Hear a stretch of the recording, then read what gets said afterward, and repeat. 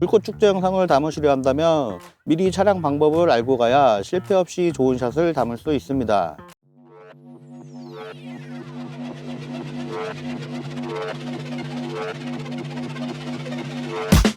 I've been coming up hot for a minute. Everybody know the drop when I'm in it. I drop the top when I'm in it. Everybody know the drop when I'm in it. Yeah, I flow so good. Everybody know I'm on. You know when the click through. Try to send this about to be a show, big fun.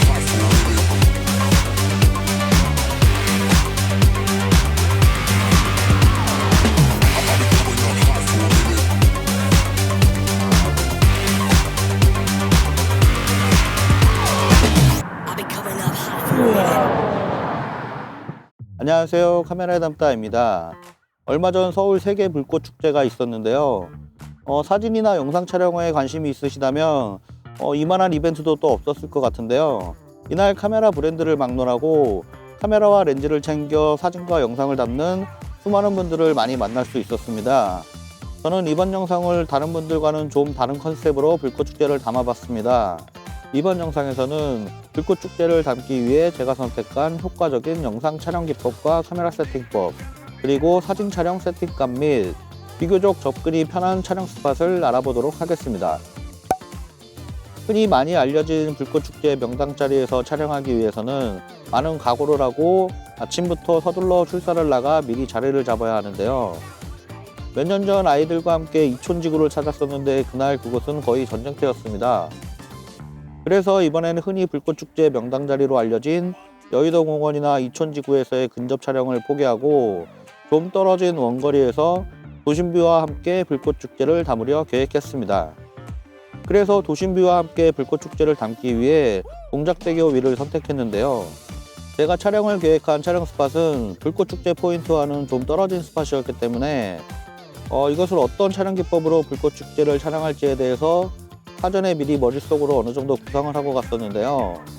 우선 가까운 거리에서 촬영을 계획했었다면 와이드 렌즈와 표준 렌즈를 번갈아 가면서 다양하게 찍었겠지만 처음부터 원거리에서 도심부와 함께 촬영할 계획이었기에 카메라 한 대는 고정 앵글로 처음부터 불꽃축제 전 과정을 표준 화각 정도로 담기로 했습니다.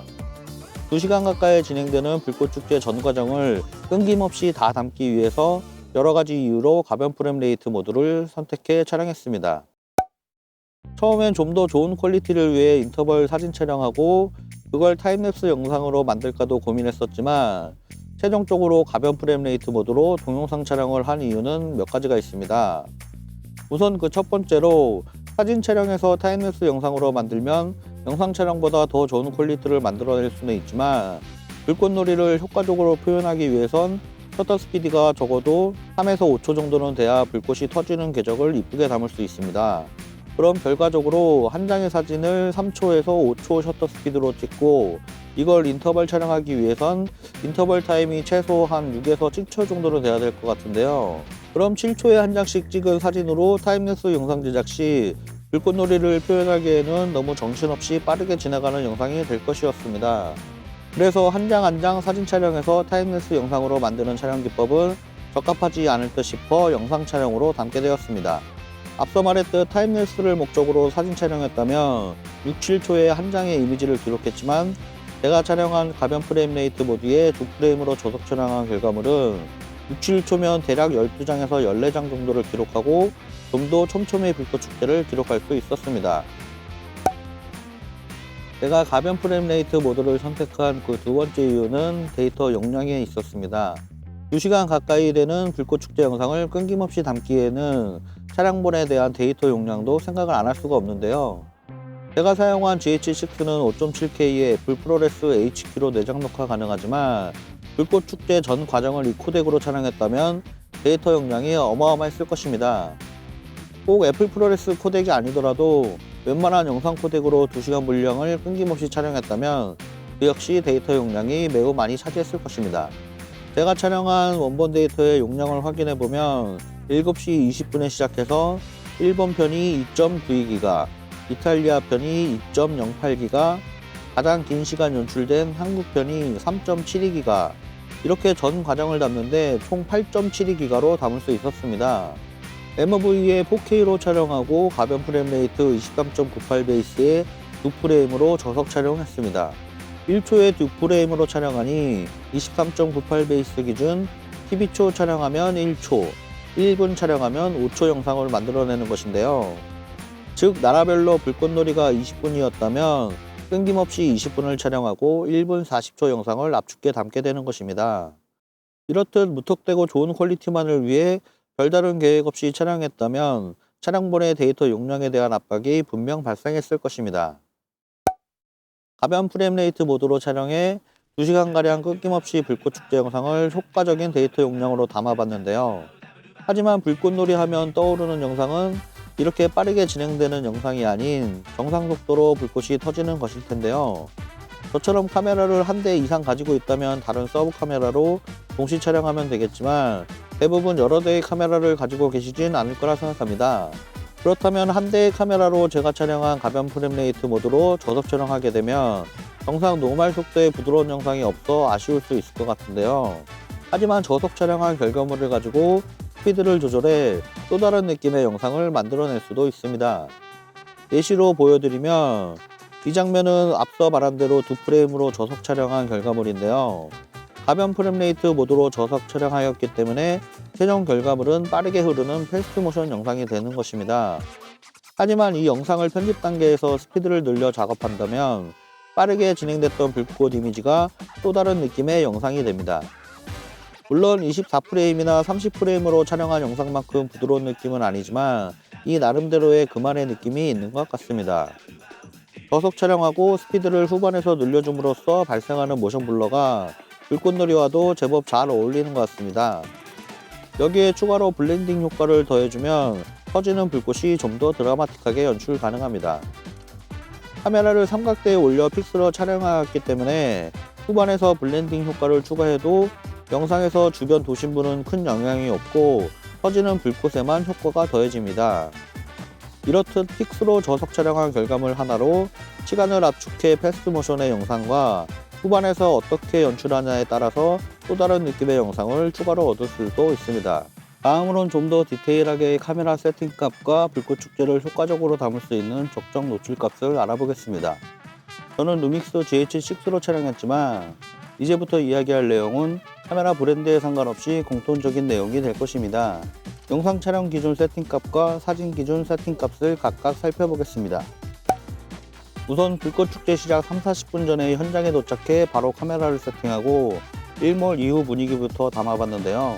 카메라 세팅값을 살펴보면 MOV의 시네마 4K 23.98 베이스, 가변 프레임 레이트 모드의 2프레임, 422 10비트, 브이로그의 화이트 밸런스는 5600, ISO는 800, 셔터 스피드는 8분의 1, 조리개는 f3.6, 렌즈는 1260 번들 렌즈를 사용했으며 28mm로 촬영했습니다.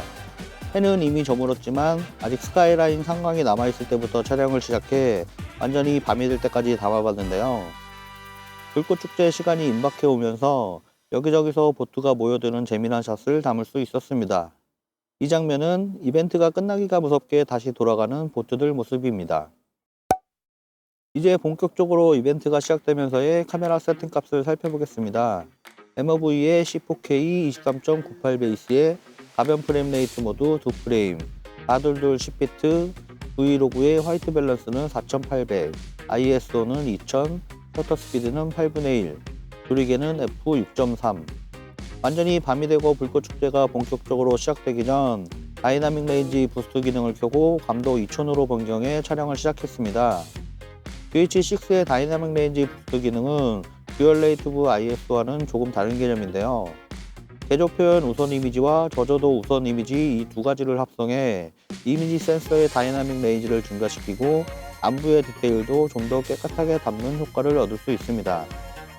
불꽃 축제를 담는 과정은 어두운 밤시내 도심뷰와 불꽃놀이가 노출 차이가 매우 심한데요. 특히나 이번 촬영은 메인 스팟 가까이에서 불꽃 위주로 찍는 것이 아니라 멀리서 도심뷰와 함께 불꽃놀이를 함께 담는 것이 주 목표였기 때문에 브이로그와 함께 다이나믹 레인지 부스트 기능을 활성화하고 촬영했습니다. 이로써 매우 밝은 불꽃과 도심 전경을 조화롭게 함께 담을 수 있었는데요. 다이나믹 레인지 부스트 기능이 없는 타 브랜드 바디에서도 로고 촬영을 활용하시면 효과적으로 담으실 수 있습니다. 지난 박스형 카메라에서도 잠깐 언급했지만 노이즈가 걱정돼서 밤씬에서 로고 촬영을 망설이시는 분들이 계실 텐데요. 제 개인적인 생각은 불꽃 축제를 효과적으로 담는 최선의 선택은 역시 로고 촬영이라고 생각합니다. 이번 차량 역시 마이크로 버스트 센서의 바디이지만 브이로그와 다이나믹 레인지 부스 기능을 함께 활용함으로써 어두운 밤씬에서의 도심부와 함께 매우 밝은 불꽃까지 함께 조화롭게 담을 수 있었습니다. 영상 촬영을 주로 해온 저로서는 영상 촬영을 어떻게 촬영할지 등의 촬영 컨셉과 카메라 세팅값, 적정 노출값 등을 큰 무리 없이 계획했지만 사진 촬영만큼은 셔터를 누르는 타이밍이 가장 중요할 듯해서 예전 불꽃 축제 영상들을 찾아보며 불꽃이 어느 정도 타임으로 연출되는지를 사전에 영상을 찾아보고 나갔었는데요. 자잘한 불꽃들은 터지는 타이밍과 높이, 크기 등이 매번 달라지기 때문에 메인이다 싶은 큰 불꽃에 집중하기로 했습니다. 예전 불꽃 축제 영상들을 찾아보니 메인이다 싶은 큰 불꽃은 대체적으로 불꼬리가 3-4초 정도 올라가고 최고점에서 터져 크게 퍼지기까지 4-5초 정도 걸리는 것 같았습니다. 그래서 우선 한 장 사진 촬영의 셔터 스피드는 5초로 하기로 계획했습니다. 그리고 장노출 촬영 시 셔터를 누르는 순간에도 미세하게 카메라가 흔들려 결과물에 영향을 미칠 수 있으니 2초 타이머를 설정하고 불꼬리가 올라가는 것을 확인하면서 셔터를 누르기로 계획했습니다. 실제로 촬영 당시 메인은 영상 촬영이었고 사진은 중간에 잠깐 한 3-4번 정도 트라이 했었는데요. 역시나 셔터를 언제 누를지 타이밍이 가장 중요했었습니다. 운 좋게 3번 트라이에서 한 장 정도는 건진 것 같은데요. 역시나 아무리 좋은 시네마 카메라로도 사진 한 장의 이미지 퀄리티는 따라갈 수 없음을 다시 한번 느꼈습니다.